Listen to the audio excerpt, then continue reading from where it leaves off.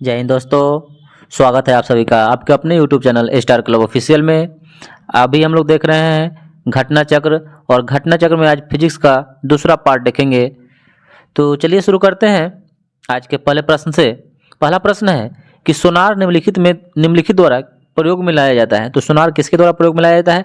तो सोनार का प्रयोग 9 संचालकों के द्वारा होता है। किसके द्वारा होता है? 9 संचालकों के द्वारा होता है। तो चलिए इसके बारे में थोड़ा जान लेते हैं। सोनार होता क्या है? तो सोनार का सबसे पहले फुल फॉर्म होता है साउंड नेविगेशन एंड रेंजिंग। क्या होता है? साउंड नेविगेशन एंड रेंजिंग होता है, का प्रयोग 9 संचालकों द्वारा किया जाता है। सोनार की सहायता से महासागर में डूबी हुई वस्तुओं की स्थिति जानने के लिए उच्च आवृत्ति की प्रसव तरंगों को महासागर की गहराई में भेजा जाता है, और ये तरंगे उस वस्तु से टकराकर प्रतिध्वनि के रूप में लौट आती है, जिसकी सहायता से महासागर में डूबी हुई वस्तु की वास्तविक स्थिति की जानकारी हमें प्राप्त हो जाती है। चलिए दूसरा क्वेश्चन देखते हैं कि महासागर में डूबी हुई वस्तुओं की स्थिति जानने के लिए निम्न में से किस यंत्र का प्रयोग किया जाता है? तो हम पहले पढ़ चुके हैं, तो इसका मतलब हो जाएगा सोनार का प्रयोग करते हैं। किसका? सोनार का। और पहला ऑप्शन है ऑडियोमीटर, दूसरा गैल्वेनोमीटर, तीसरा सेक्सटेंट। तो ऑडियोमीटर से ध्वनि की तीव्रता, गैल्वेनोमीटर से निम्न धारा मापते हैं जो, और सेक्सटेंट से कोणीय दूरी मापते हैं। नेक्स्ट है सोनार में हम उपयोग करते हैं। तो सोनार में हम किसका उपयोग करते हैं? तो सोनार में हम प्रसव्य तरंग का उपयोग करते हैं। किसका उपयोग करते हैं? तो सोनार में हम प्रसव्य तरंग का उपयोग करते हैं। नेक्स्ट क्वेश्चन देखते हैं कि ध्वनि की तीव्रता को मापने वाला यंत्र। तो ध्वनि की तीव्रता मापने वाले यंत्र को ऑडियोमीटर कहते हैं। क्या कहते हैं? ऑडियोमीटर कहते हैं। चलिए नेक्स्ट क्वेश्चन देखते हैं। एनीमोमीटर में निम्नलिखित में से किसका मापन किया जाता है? तो एनीमोमीटर में निम्नलिखित में से किसका? तो हवा की गति या पवन वेग। हवा की गति, कहीं आपको ऑप्शन में हवा की गति भी देता है, तो एनीमोमीटर से हवा की गति या पवन वेग मापा जाता है। नेक्स्ट है कि वायु की गति निम्नलिखित में से किसके द्वारा मापी जाती है? तो वायु की गति एनीमोमीटर के द्वारा मापी जाती है। नेक्स्ट है,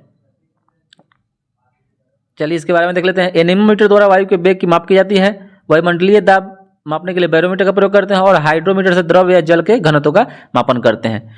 तो नेक्स्ट देखते हैं मिलान करना। निम्न से कौन सुमेलित नहीं है, मतलब सही नहीं है? तो एनीमोमीटर से वायु की चाल सही है, आमीटर से विद्युत धारा, टेकियोमीटर से दबांतर, और ऑप्शन नंबर डी है पायरोमीटर से उच्च ताप। तो एनीमोमीटर से वायु की चाल मापते हैं, सही बात है। आमीटर से विद्युत धारा, सही बात है। पायरोमीटर से उच्च ताप, सही बात है। लेकिन टेकियोमीटर से दबांतर, तो टेकियोमीटर से क्या मापते हैं? तो इसमें देख लेते हैं। चलिए, टेकियोमीटर एक प्रकार का सर्वेक्षण उपकरण है जिसे क्षैतिज दूरी, लंबवत उन्नयों एवं दिशाओं को त्वरित मापन हेतु डिजाइन किया गया है। तो इसमें क्या होगा कि में लंबवत दूरी मापते हैं, दाब नहीं मापते हैं। ठीक है, चलिए नेक्स्ट है पायरोमीटर किसके मापन में प्रयोग किया जाता है? तो पायरोमीटर किसके मापन में प्रयोग किया जाता है? तो पायरोमीटर उच्च ताप में, किसमें? उच्च ताप मापने के लिए पायरोमीटर का प्रयोग करते हैं। नेक्स्ट देखते हैं। चलिए पायरोमीटर के बारे में समझ लेते हैं कि पायरोमीटर या पूर्ण विकिरण तापमापी टोटल रेडिएशन पायरोमीटर की सहायता से अत्यधिक उच्च तापों की माप की जाती है। यह तापमापी स्टीफन के नियम पर आधारित है। क्वेश्चन पूछता है कि पायरोमीटर या टोटल रेडिएशन पायरोमीटर किस नियम पर आधारित है? तो स्टीफन के नियम पर आधारित है, जिसके अनुसार उच्च ताप पर किसी वस्तु से उत्सर्जित मतलब निकलना विकिरण की मात्रा इसके परम ताप के चतुर्थ घात के अनुक्रमानुपात यानी प्रोपोर्शनल होती है, यानी E प्रोपोर्शनल T के पावर 4 होती है। इसकी सहायता से दूर की वस्तु, यानी क्या? दूर की वस्तु मतलब सूर्य आदि के ताप का मापन किया जाता है। तो पायरोमीटर से सूर्य के ताप का माप करते हैं। चलिए नेक्स्ट देखते हैं। निम्नलिखित संयंत्रों में से किसका उपयोग अत्यधिक उच्च ताप के लिए किया जाता है? तो हम पढ़ चुके, तो पायरोमीटर का प्रयोग अत्यधिक उच्च ताप के लिए किया जाता है। नेक्स्ट देखते हैं कि निम्नलिखित ताप मापियों में से किसे पायरोमीटर कहा जाता है? तो पायरोमीटर किसे कहते हैं? ऑप्शन है आपका विद्युत तापमापी, गैस तापमापी, द्रव तापमापी और विकिरण तापमापी। तो विकिरण तापमापी को पायरोमीटर भी कहा जाता है। चलिए, वह थर्मामीटर जो 2000 डिग्री सेल्सियस मापने हेतु उपयुक्त होता है उसे क्या कहते हैं? तो उसको क्या बोलते हैं? उसको बोलते हैं पूर्ण विकिरण पायरोमीटर। ठीक है, नेक्स्ट देखते हैं कि पायरहिलियोमीटर का उपयोग किसको मापने के लिए किया जाता है? तो पायरहिलियो का उपयोग सोलर रेडिएशन को मापने के लिए किया जाता है। किसको? सोलर रेडिएशन को मापने के लिए पायरहिलियोमीटर का प्रयोग किया जाता है। नेक्स्ट देखते हैं, मैनोमीटर के द्वारा किसकी माप की जाती है? मैनोमीटर के द्वारा किसकी माप की जाती है? तो मैनोमीटर के द्वारा गैसों का दाब मापा जाता है। मैनोमीटर के द्वारा गैसों का दाब मापा जाता है। नेक्स्ट देखते हैं,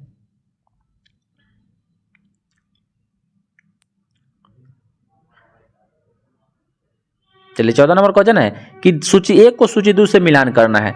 तो चलिए देखते हैं, सूची 1 में आपका एक में है एमीटर, तो हम जानते हैं एमीटर से धारा, विद्युत धारा, हाइग्रोमीटर से सापेक्षिक आर्द्रता, स्प्रिंग तुला से भार मापते हैं और बैरोमीटर से दाब मापते हैं। तो इस प्रकार 1 का 3 ऑप्शन में देखिए, 1 का 3 किधर है? 1 का 3 right answer option number B.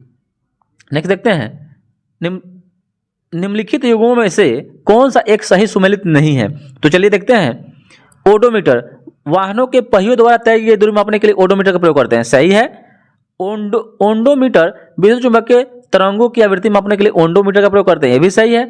Audiometer ध्वनि तीव्रता मापक युक्ति, ये भी सही है। ध्वनि की तीव्रता ऑडियोमीटर से मापते हैं। और आमीटर से विद्युत शक्ति, नहीं, आमीटर से विद्युत धारा मापते हैं। चलिए नेक्स्ट है, विद्युत धारा निम्न में से किस उपकरण के द्वारा मापी जाती है? तो विद्युत धारा एमीटर के द्वारा मापी जाती है। नेक्स्ट है,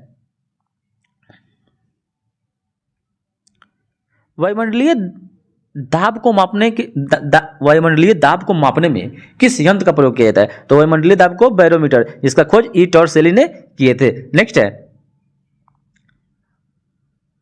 साधारण बैरोमीटर में कौन सा द्रव का प्रयोग होता है? तो साधारण बैरोमीटर में पारा का प्रयोग होता है, ज्यादातर पारा का उपयोग किया जाता है। नेक्स्ट है, दूध का अपेक्षित घनत्व ज्ञात किया जाता है। तो दूध का अपेक्षित घनत्व जो ज्ञात करते हैं वो लैक्टोमीटर से करते हैं। दूध का अपेक्षित घनत्व हाइड्रोमीटर से क्या करते हैं? बोलिए, थर्मामीटर से, ब्यूटीरोमीटर से। तो देखिए, दूध का अपेक्षित घनत्व या दूध की शुद्धता का मापन लैक्टोमीटर से किया जाता है, और ब्यूटीरोमीटर से दूध का या दूध या दुग्ध उत्पादों में वसा की मात्रा यानी मक्खन ब्यूटीरोमीटर से हो जाएगा, थर्मामीटर से ताप हो जाएगा, और हाइड्रो और हाइग्रो एक से घनत्व मापते हैं, अपेक्षित एक आर्द्रता मापते हैं हाइग्रोमीटर से, और हाइड्रोमीटर से अपेक्षित घनत्व मापते हैं। चलिए कंफर्म हो गया।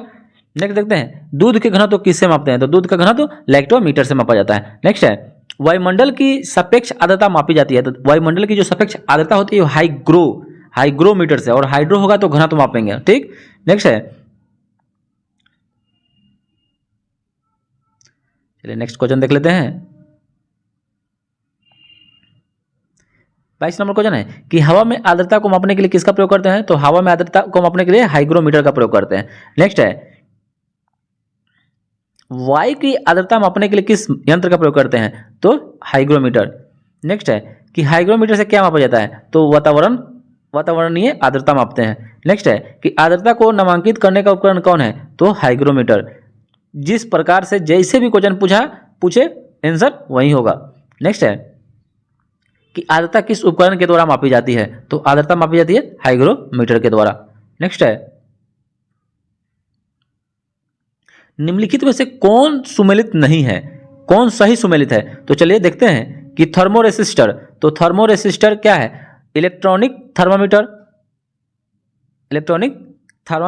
सही है। संधारित्र थर्मामीटर, बाइपोलर जंक्शन ट्रांजिस्टर, डिस्ककारी और जंक्शन डायोड। तो इसमें आपका सही आंसर कौन हो जाएगा? थर्मोरेसिस्टर इलेक्ट्रॉनिक थर्मामीटर होता है। चलिए इसके बारे में पढ़ लेते हैं कि थर्मोरेसिस्टर एक उपकरण है जो इलेक्ट्रॉनिक थर्मामीटर की भांति ही कार्य करता है।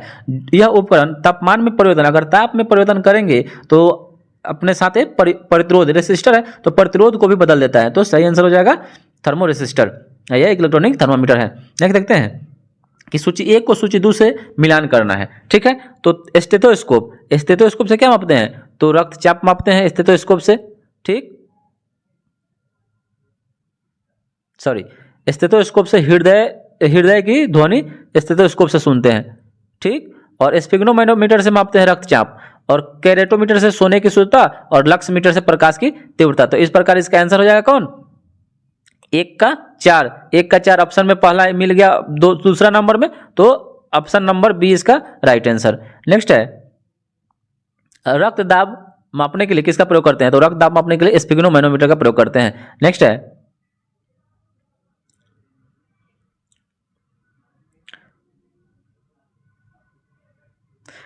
निम्नलिखित में से किसे 1500 डिग्री सेल्सियस से अधिक ताप मापने हेतु प्रयोग में लाया जाता है? तो आंसर इसका हो जाएगा पायरोमीटर।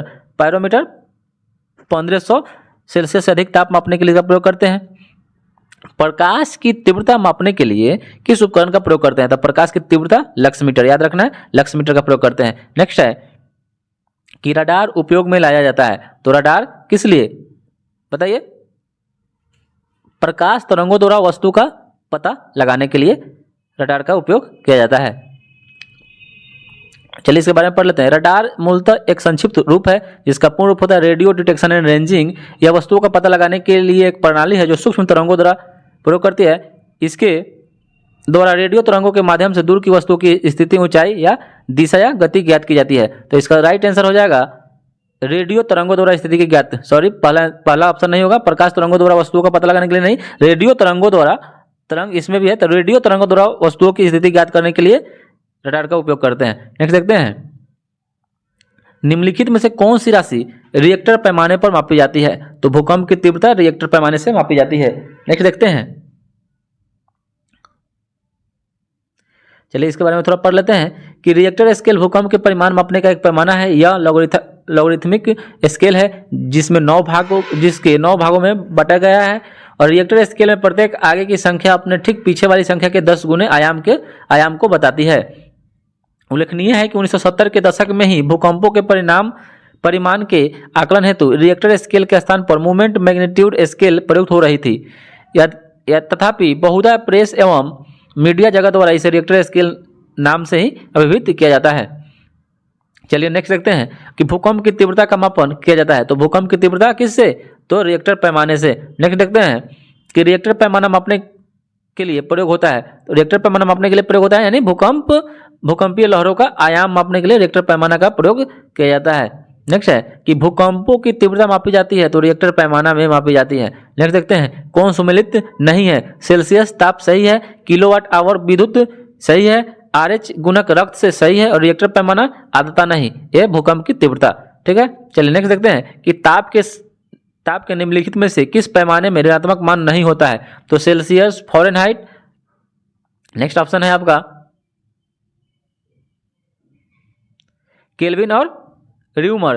तो आप जानते हैं कि केल्विन में ऋणात्मक, सेल्सियस, फ़ारेनहाइट और र्यूमर पैमाने पर ऋणात्मक मान होता है, जबकि केल्विन में ऋणात्मक मान नहीं होता है। तो इसका आंसर हो जाएगा केल्विन में ऋणात्मक मान नहीं होता है। नेक्स्ट देखते हैं, निम्न में भूकंप मापी यंत्र कौन सा है? तो भूकंप मापी यंत्र सिस्मोग्राफ। सिस्मोग्राफ एक भूकंप मापी यंत्र है। नेक्स्ट देखते हैं कि भूकंप की तीव्रता किससे मापी जाती है? तो भूकंप की तीव्रता सिस्मोग्राफ, रिएक्टर स्केल रहेगा तो रिएक्टर स्केल होगा। नेक्स्ट है कि निम्नलिखित युक्तियों में से किसके द्वारा भूकंप की तीव्रता का मापन किया जाता है? तो सिस्मोग्राफ के द्वारा भूकंप की तीव्रता मापते हैं। नेक्स्ट है, सिस्मोग्राफ क्या रिकॉर्ड करता है? तो ये भूचाल। ऑप्शन नंबर सी इसका राइट आंसर हो जाएगा। नेक्स्ट है, सुमेलित कीजिए। भूकंप सिस्मोग्राफ हो जाएगा 1 का 2, ऊंचाई अल्टीमीटर, विद्युत धारा एमीटर और प्रतिरोध ओम। तो इसका 1 का 2, तो ऑप्शन में देख लेते हैं 1 का 2 पहला आंसर नहीं है, इसका सही हो जाएगा। नेक्स्ट है कि सुमेलित करना है, कि सही सुमेलित करना है। फैथोमीटर, फैथोमीटर समुद्र की गहराई, जानते हैं कि फैथोमीटर से समुद्र की गहराई मापते हैं। बैरोमीटर से वायुमंडलीय दाब मापते हैं। हाइग्रो है तो आर्द्रता मापेंगे और अल्टीमीटर से ऊंचाई मापते हैं। तो इसका आंसर हो जाएगा 1 का 4। 1 का 4 2 में है और 2 का 1, तो ऑप्शन नंबर इसका बी राइट आंसर हो जाएगा। नेक्स्ट है कि फैथोमीटर का उपयोग किसे मापने के लिए किया जाता है? तो समुद्र की गहराई मापने के लिए फैथोमीटर का प्रयोग करते हैं। नेक्स्ट देखते हैं कि निम्नलिखित सूची 1 से सूची 2 का मिलान करना है। तो एनीमोमीटर से क्या मापते हैं बताइए?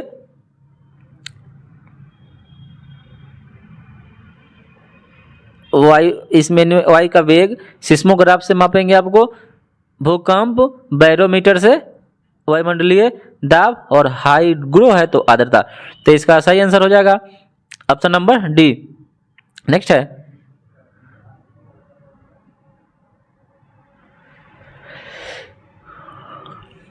चलिए 47 नंबर क्वेश्चन देख लेते हैं। निम्नलिखित में से कौन सुमेलित नहीं है? तो कौन सुमेलित नहीं है? मैनोमीटर से गैसों का दाब सही है। कार्बोरेटर से आंतरिक दहन इंजन सही है। कार्डियोग्राम से हृदय गति सही है, और सिस्मोमीटर से पृष्ठ तल की वक्रता, ये गलत है। चलिए देख लेते हैं इसके बारे में। सिस्मोमीटर नामक यंत्र से भूकंप का मापन किया जाता है, सही है। निम्नलिखित में से किसके मापन में फोनोमीटर का प्रयोग किया जाता है? तो फोनोमीटर का प्रयोग करते हैं ध्वनि की तीव्रता एवं स्पंदन आवृत्ति के मापन में होता है। तो इसमें ऑप्शन है प्रकाश के चमकीलेपन की क्षमता, इसमें नहीं करते हैं। अत्यधिक उच्च ताप में नहीं करते हैं। विद्युत चुम्बकीय तरंग की आवृत्ति में नहीं करते हैं। वायुमंडलीय आर्द्रता, तो इसमें से कोई नहीं, ऑप्शन नहीं है इसमें कोई नहीं। इसमें क्या करते हैं? फोनोमीटर का प्रयोग ध्वनि की तीव्रता व स्पंदन आवृत्ति के आयाम मापने के लिए करते हैं, याद रखिएगा। झूठ का पता लगाने के लिए कौन सा यंत्र का प्रयोग करते हैं? तो पॉलीग्राफी से झूठ का पता लग जाता है। पॉलीग्राफी से क्या होता है? झूठ का पता लग जाता है, पॉलीग्राफी। इसका राइट आंसर हो जाएगा पॉलीग्राफी। चलिए इसके बारे में कुछ जान लेते हैं। पॉलीग्राफी झूठ का पता लगाने वाला यंत्र है। पायरोमीटर उच्च ताप मापने के लिए यंत्र है। गायरोस्कोप घूमती वस्तुओं की गति मापने के लिए यंत्र करते हैं। और काइमोग्राफ शरीर की क्रियाओं को ग्राफ द्वारा निरूपित करने वाला यंत्र है, जैसे रक्तचाप, हृदय की धड़कन, इसको काइमोग्राफ, मतलब शरीर की जो भी क्रियाएं होगी उसको ग्राफ के द्वारा निरूपित कर देगा। चलिए 50वां नंबर क्वेश्चन देख लेते हैं। ऊर्ध्वाधर तल एलिवेशन एवं क्षैतिज तल एजीमथ में कोणीय दूरी को मापने के लिए प्रयोग करते हैं। तो कोणीय दूरी ऊर्ध्वाधर तल एवं क्षैतिज तल में कोणीय दूरी को मापने के लिए थियोडोलाइट का प्रयोग करते हैं। थियोडोलाइट का प्रयोग करते हैं। आज के लिए इतना ही, फिर मिलते हैं दूसरे वीडियो में। तब तक के लिए जय हिंद।